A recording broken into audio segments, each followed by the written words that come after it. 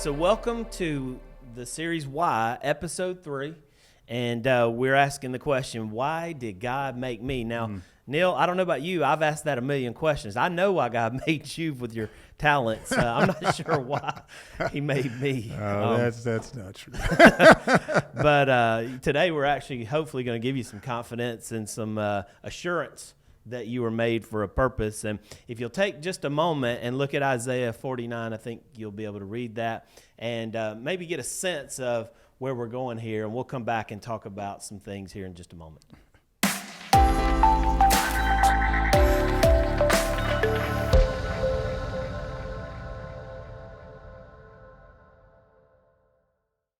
We're going to take a second and look at some unreliable sources of self-confidence. Man, there's some really terrible things that we depend on for self-confidence. One of them here is appearance. The second one is acquisitions. And the third one is achievements. And I love this verse for appearance he has here, 1 Samuel 17:7. He says, man looks at the outward appearance, but the Lord looks at the heart.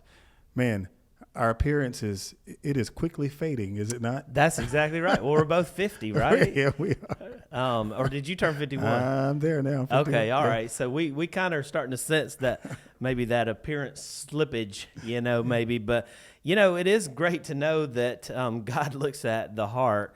I don't know about you or anybody watching today, but sometimes I want to be a little taller or a little faster or thinner or tighter, and yet when God looks at me, he don't care about those things. He made us perfect. Exactly right. What he talked about there in that Isaiah verse before. And the acquisitions, Proverbs 11:7 says, confidence placed in riches comes to nothing. And that is the world we live in. The whole being like the Joneses, we work every day really hard to acquire things. Yep. And the fact is, the Bible tells us it all fade away. That's right. I call it the desire to acquire. I think I stole that from somewhere. But we can't let stuff become our boss or our master, or we can't let it be in charge. That becomes a problem. Proverbs, if you take a look at that verse, says confidence placed in riches comes to nothing. And that's a tough word, nothing. Our stuff is really nothing. It amounts to nothing in the end. And then achievements, there are lots of things that we can achieve. And that verse there in Jeremiah talks about boasting in things and our own wisdom. But in the end, it amounts to nothing. That's right. Yep. It all kind of gets burned up, as I think it says in Timothy, the stuff, the achievement, all of that stuff kind of gets burned up in the end.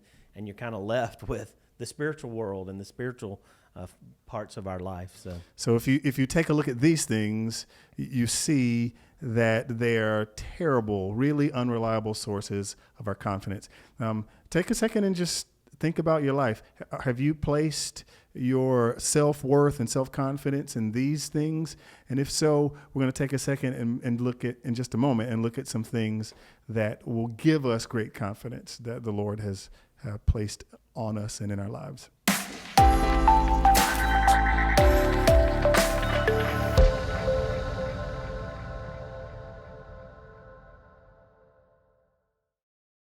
So we talked about some unreliable sources for our confidence, but now let's shift and talk about some reliable sources for our confidence. And Pastor Neal, let's look at a couple of these. But the first one is my identity. God made me unique. And I don't know if you see this, but even with my kids, they're just total opposites in a lot of ways, and yet they came from the same mom and dad. I don't know if you see that in your world, but we're all unique. And yeah, we're all different.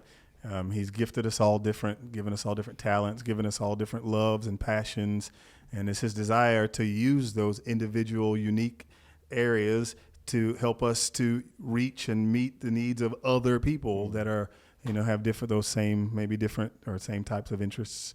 And I love that in Genesis that it says God created human beings in his own image. And that is so much more a reliable source to know that we are made in his image, whereas in the previous one, we talked about our own appearance as being an unreliable source. It's so much more reliable to rely on the fact that we are made in His image and not in what the world's image is of us. Well, and I like the idea that the church and God and people of faith can celebrate their differences and their uniquenesses and realize that there's a benefit that we're not all the same. Yeah. That ultimately, when you have so many different opinions and thoughts and looks and races and whatever it might be, all of that put together becomes a beautiful mosaic. That's what I've heard before. It's almost like a piece of art where you bring it all together and the differences make it even more stark and beautiful. Yeah, and when you talk about the body of Christ, you have to have all the parts. And so He made all of us a different part of the body, and that's how the body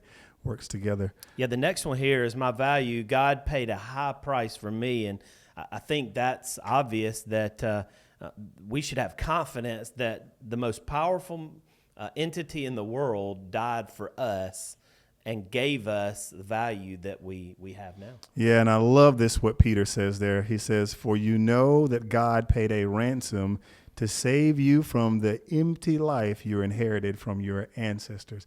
I mean, how cool is that?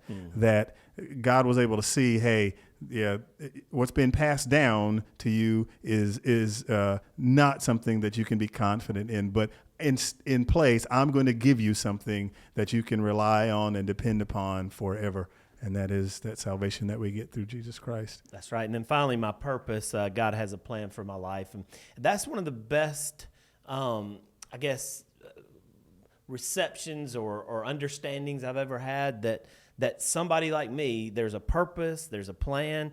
I often say, I stole this, but if you're not dead, God's not done. That we're saved to serve, that God has so infused us with that value we talked about earlier and that uniqueness.